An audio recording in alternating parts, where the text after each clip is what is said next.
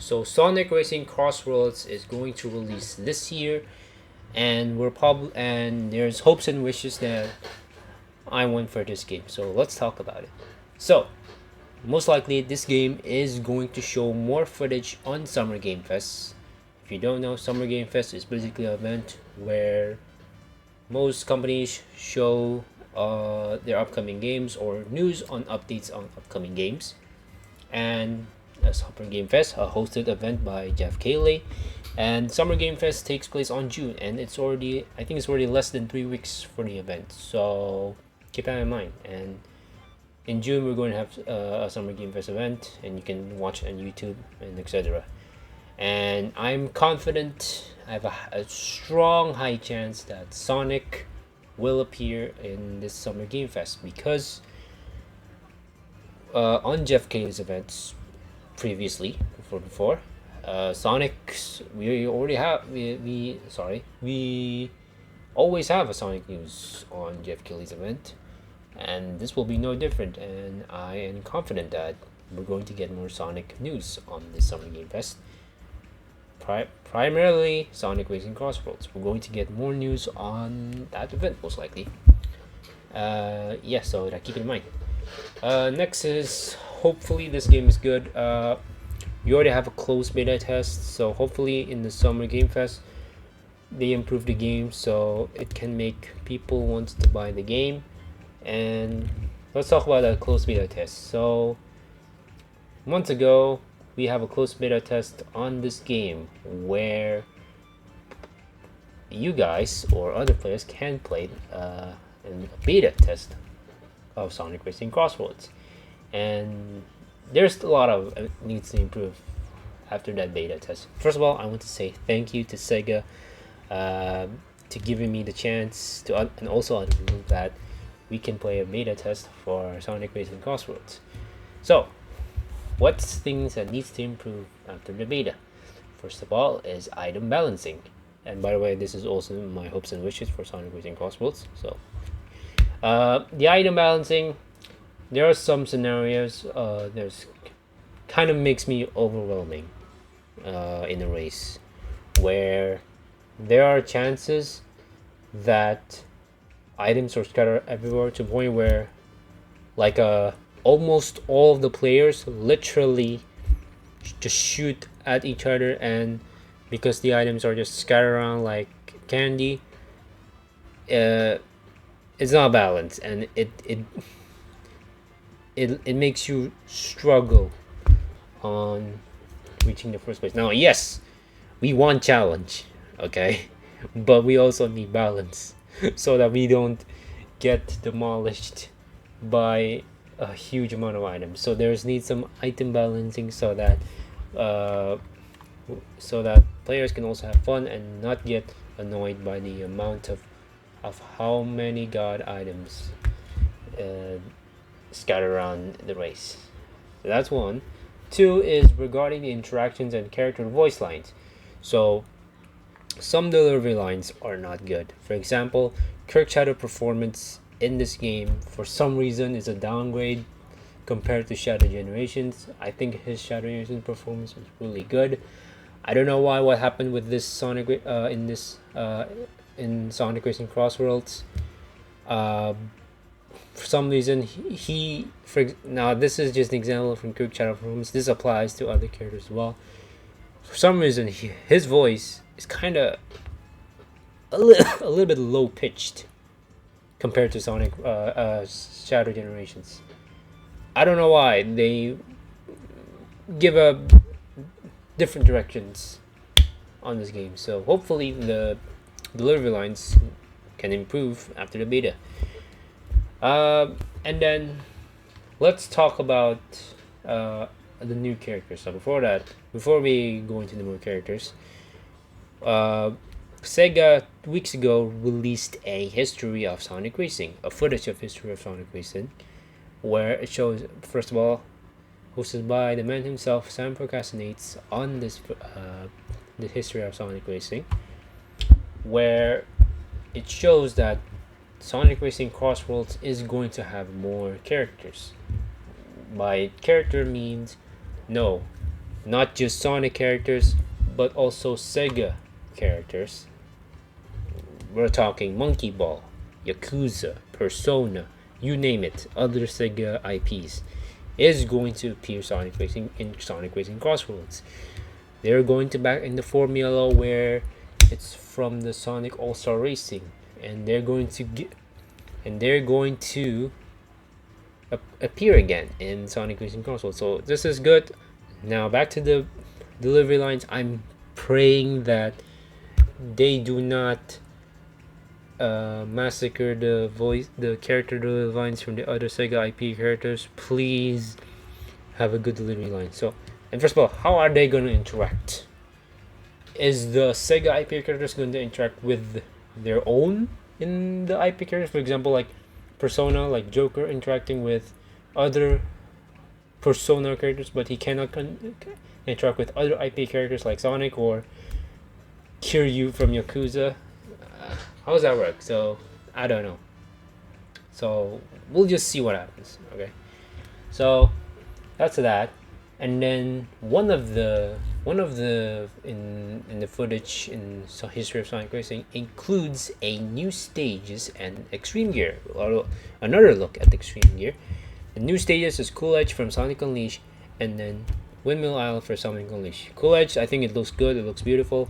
Oh yeah, I forgot one more stage is Starlight Carnival from Sonic Colors. That also looks very good. But for Windmill Isle, on the other hand, for some reason doesn't have the same lighting as Sonic Unleashed. That's my criticize for that stage. Hopefully they improve the lighting so it feels like from Sonic Unleashed. From what I've seen, it's kind of downloaded in my opinion. So hopefully they improve that.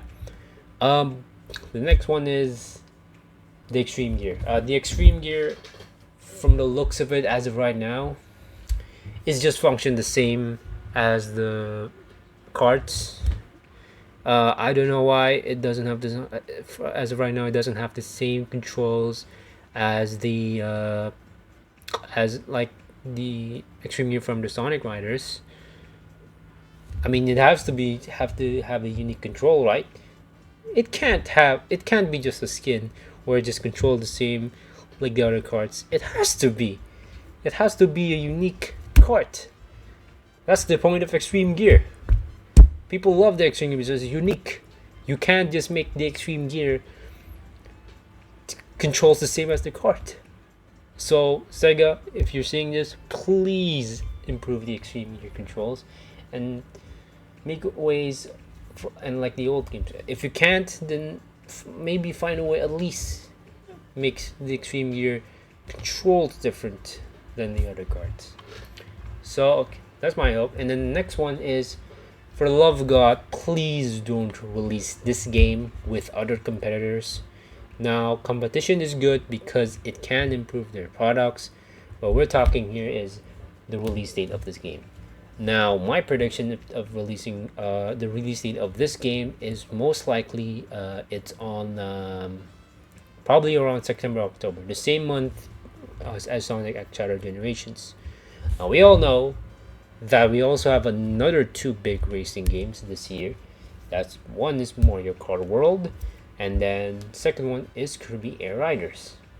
These two games will release this year, and you may all know that Mario Kart World is a big game. I mean, Nintendo is going all out in this game, and they make this as a Switch 2 launch title, and people are already loving it, except for the price. Yeah, that's the letdown for the game. But on the other hand, I think I know people complain about that price. I mean, I know goddamn well that people are just gonna buy the game anyway. So yeah, for Kirby Air Riders, we still don't know when the game released. Now that's also that needs to be kept an eye on. Sonic Racing Crossworlds have to release either these two games after release or months before Kirby Air Riders. Now, I don't think this game release on like July or August. No, I think September or October is the best way. Unless let's assume that Kirby release on like, I don't know, September at least. I highly doubt that. Probably is November. Now Sonic is either released on September, October, heck, or even December. Sonic Racing Crossworlds cannot release the same month as Kirby Air Riders. I know a lot of people are hyped for Kirby Air Riders, so yeah, if please Sonic needs to release on a different date so that Sega have a time to shine for Sonic Racing Crossworlds. The thing is, if they repeat the same cycle for Sonic Racing Crossworlds when it comes to release date, they're gonna repeat the same mistake as for Sonic Superstars. Well, you all may know that Sonic Superstars releases 3 days before Spider-Man 2 and Super Mario Wonder. Sonic Racing Crossworlds cannot make the same mistake, because if this game, if Sega wants this game not to be loved, then they have to do that. They have to release a month before the other competitions, a month before and a month after before that. So that's that. And then the advantage of this game is that the advantage of this game that other competitor does not have is the price. Hopefully I am true on this. This is also my hopeful wish. Please don't make Sonic Racing Crossworlds $80, okay? In my opinion, $80 games it sucks. It's really sucks. I also despise $70 games. I mean, this game at least it needs to be like a $40 or $50 game, alright? So that all people can, so that it does not be too expensive. And the other advantage is that this game released on multiple platforms, so you can play this game on PS4, PS5, Nintendo Switch, and also the Nintendo Switch 2, Steam, PC. Yeah, that's also the other advantage that Nintendo does not have. Other platforms. So hopefully this game performs well.